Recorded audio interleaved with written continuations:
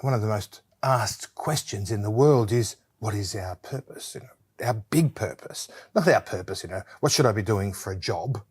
You know, ever since I've been 15, I've been asked, what are you going to do for a living? What are you going to do for a living? Rather than what we know is innate in us, that our whole purpose and our wiring that gets us from being a baby to where we are adults now is wired to make us go after better.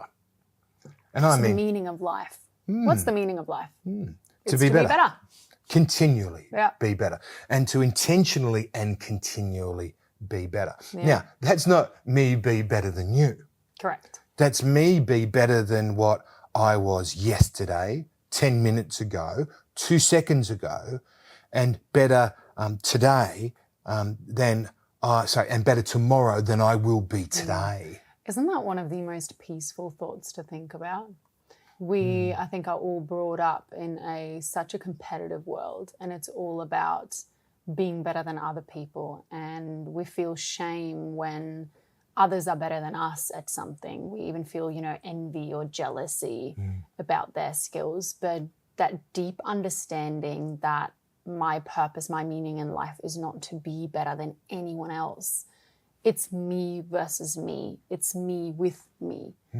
It's such a peaceful thought, I find, because all those thoughts of, you know, shame that I'm not better than others, all that pressure of I have to be as good as others, when you really deeply understand that purpose and you believe in it, I think it just trickles away bit by bit.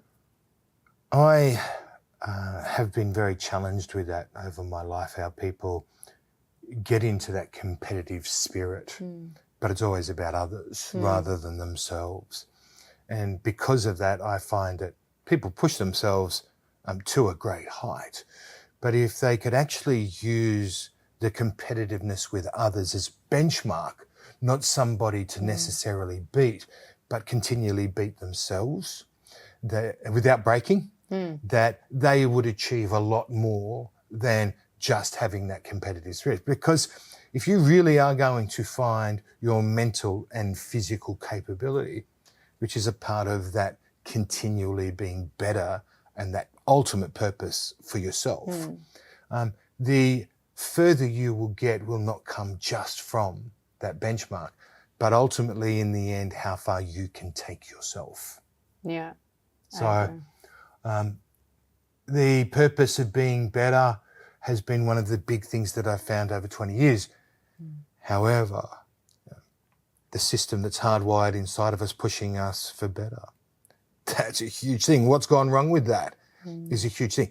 And most psychologists, self-help gurus, counselors, self-help dudes that, you know, inspirers, you know, those people what is that it, hustle bros or something like that? Yeah, what do they call them? The Andrew Tates of the self-help industry. That's right. And when you go to the influencers, for example, they don't know this. No. They don't understand what the purpose is, that we're hardwired for that purpose. They don't understand what goes wrong with it. They don't understand how we're supposed to fulfill those purposes. You know, I'll give you an example. People go, you know, what is my purpose in life? And they get stuck on the work. For us, it's like, how many areas are there in life that we can have purposes in? And what purposes should we set with them? What visions should we have within those areas? And how do we attain that vision? And then how far can we push that vision? And do I have to get it at 100%? Or can I have an 80%, please? Yeah. I mean, let's give a quick example, because I love what you just said. I just want to visualize it, if that's cool. So my purpose is to carry children one day. My purpose is also to be a great mum.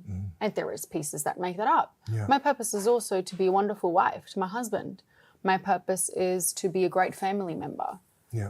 That's just within relationships. Then my purpose is to, you know, use this knowledge and continually learn more so that I can help people. My purpose is to continually be better at self-reflecting and get more understanding. My purpose also is to be physically fit and healthy so that with 80, I can hopefully still move nicely and be independent to some degree. So there are so many purposes. And everyone who's hopefully like listening or watching can relate to that.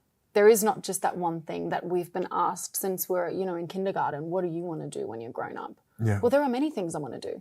There are many things I want to be good at. And it's just about learning to divide the attention between those things and prioritizing them. Yeah. And making sure that all of those purposes that I set help to make me a better person.